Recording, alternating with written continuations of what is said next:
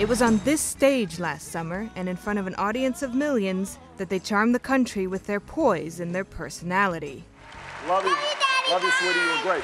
Now that Dad's president, 10-year-old Malia and 7-year-old Sasha are making the move of a lifetime. And we're fascinated with first families, but we're particularly fascinated with children of first families. Ann Stock was White House social secretary for the Clintons. The one thing that I watched with Chelsea and with the President, First Lady, and with me just working there, you live history every day.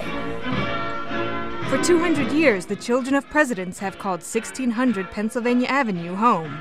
It's rumored Teddy Roosevelt's kids roller skated in the East Room, and Susan Ford held her high school prom here. The wedding of the year took place in June in the Rose Garden at the White House. Tricia Nixon and Lucy Johnson even tied the knot at the White House.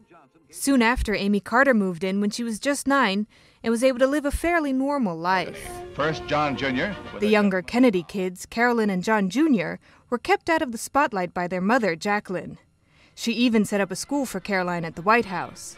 Years later, Jacqueline advised the Clintons on how best to keep 13-year-old Chelsea away from the media's glare.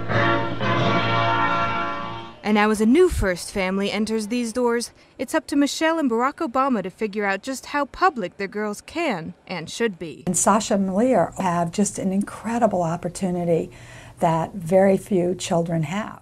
Stock says while some things will change in the Obamas' new home, others will no doubt stay the same. Mom and Dad are still Mom and Dad, even though they're the President and First Lady of the United States. And if they have to make their beds, they have to make their beds. But there'll be much more to do in the country's most famous mansion than just making beds. There's a bowling alley, there's a swimming pool, there's a tennis court. And there's more. The best ideas probably don't come from adults, but from the imaginations of those just like Sasha and Malia. Young kids. So many places to hide. I could just hide everywhere. If my parents were like the president, I could help them make decisions. My friends would come over there, like they wouldn't say no because they would like to come to the White House. And just like these kids, the Obama girls like their sleepovers and dance classes, things that are not likely to change in the White House. The goal here is to make their life as normal as possible. It's a goal the Obamas have been working hard to maintain for the past several years. And it's one they say starts right at home with dinner, together, every night. Nicole Grether, The Associated Press.